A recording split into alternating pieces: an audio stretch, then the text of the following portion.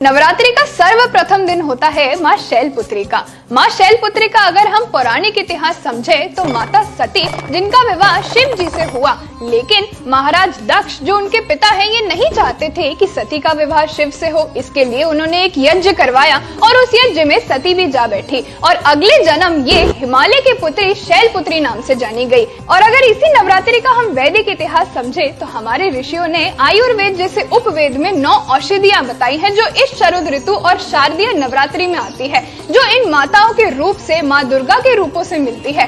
और शैलपुत्री का नाम आयुर्वेद में हरण नाम से जाना जाता है, जो हमारे शरीर के लिए इस शरद ऋतु में बहुत लाभदायक है, जिसे हिमावती भी कहा जाता है। इसीलिए हिमालय की पुत्री शैलपुत्री भी कहा जाता है। और इस प्रकार हम इस नवरात्रि हमारे पौराणिक इतिहास और वैदिक इतिहास दोनों को समझने का प्रयास करेंगे। आप सभी को नवरात्रि की बहुत बहुत शुभकामनाएं।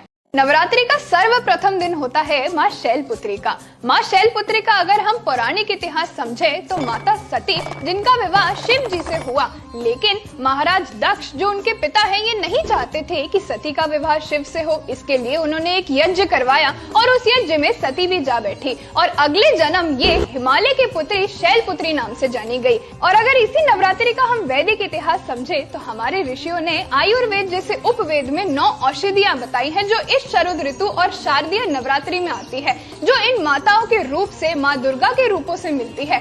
और शैलपुत्री का नाम आयुर्वेद में हरण नाम से जाना जाता है, जो हमारे शरीर के लिए इस शरद ऋतु में बहुत लाभदायक है, जिसे हिमावती भी कहा जाता है। इसीलिए हिमालय की पुत्री शैलपुत्री भी कहा जाता है। और इस प्रकार हम इस नवरात्रि हमारे पौराणिक इतिहास और वैदिक इतिहास दोनों को समझने का प्रयास करेंगे। आप सभी को नवरात्रि की बहुत बहुत शुभकामनाएं। नवरात्रि का सर्वप्रथम दिन होता है माँ शैलपुत्री का। माँ शैलपुत्री का अगर हम पौराणिक इतिहास समझे तो माता सती, जिनका विवाह शिव जी से हुआ, लेकिन महाराज दक्ष जो उनके पिता हैं ये नहीं चाहते थे कि सती का विवाह